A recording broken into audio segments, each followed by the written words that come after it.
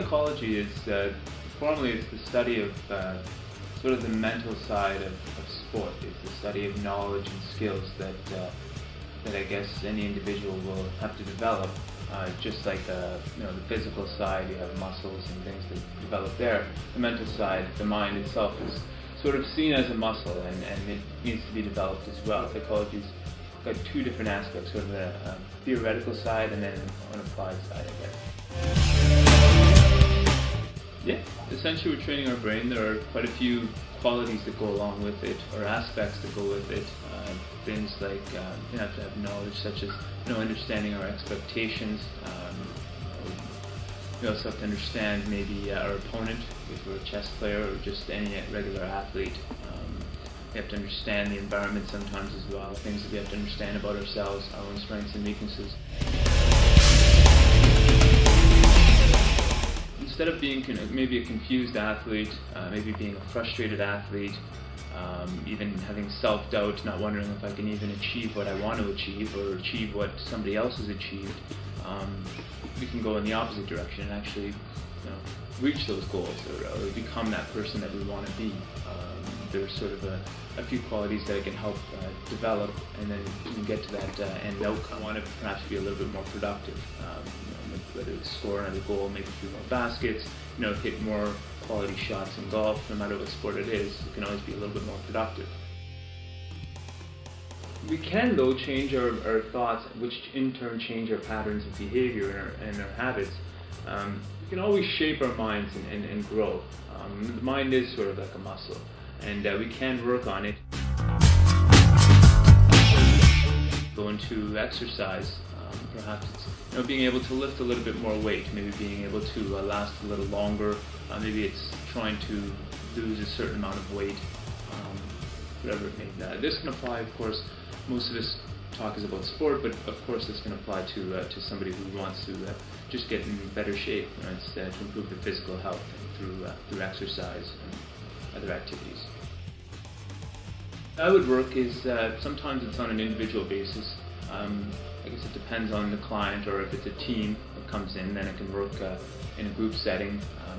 If it's a team setting, then we'll have workshops where we sort of go over a little bit what the team's needs are, what are some of the issues that have come up, and then from there I'll devise a plan and introduce in the next sort of session how to go about managing these issues and solving these problems. And the same goes if it's in an individual format where it's one athlete who has certain needs that need to be met.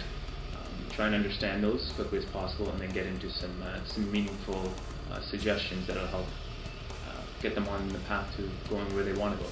So I would help out in terms of, I guess it's called a guided discovery, is sort of the way to put it. You will have certain strengths and weaknesses, certain characteristics about yourself, certain thought patterns, and I will help sort of shape these things in a direction that is perhaps just a little bit more efficient, perhaps a little bit more effective.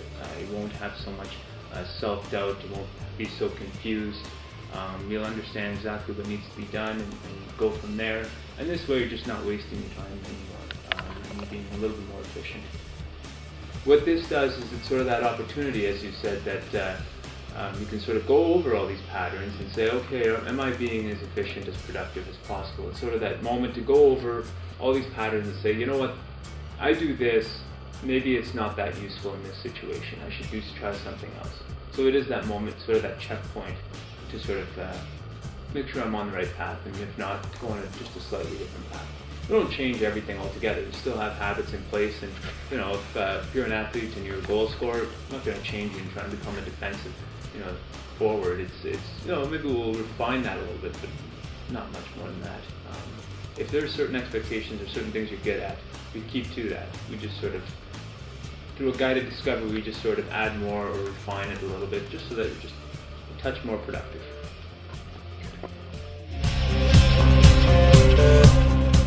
Some of the services that can be provided talk about knowledge, mental knowledge. So, just understanding themselves, understanding their own strengths and weaknesses. We have our own strengths and weaknesses in terms of technical skills, in terms of tactics within a game.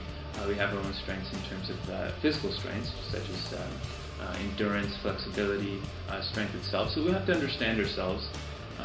After that, you have to understand sort of where we want to go with all this. I mean, we have a certain amount of skills and knowledge, but we want to go somewhere with it all. So we have to improve every one of these aspects, and that talks about setting expectations. So long-term expectations, where do I want to go, and then breaking it down from then as to what the short-term expectation should be like. So again, we get on that pathway towards getting to that end outcome.